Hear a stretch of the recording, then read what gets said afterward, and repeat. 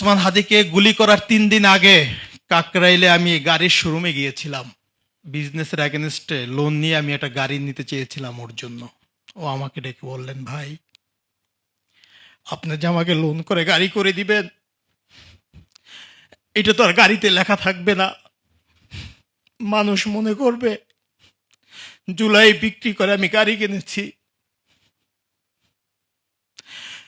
এর চেয়ে বরং আমরা 2টা ভ্যান কিনি,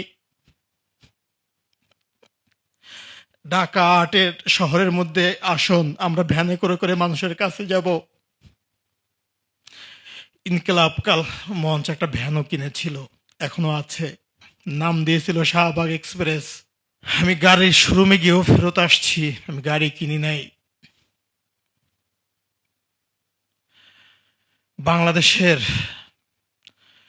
নিরাপত্তা সার্বভৌমত্বই তার কাছে মেইন ছিল। যখন নিরাপত্তার কথা বলতাম, বলে যে আপনি আমার নিরাপত্তার জন্য গাড়ি কিনবেন, আমার ইনকিলাব মঞ্চের 200 ভাই বোনদের কে নিরাপত্তা দিবে? আমি তো 200 ভাই বোনদের জন্য গাড়ি দিতে পারবো না। এদেশের 18 কোটি মানুষের নিরাপত্তা কে দিবে?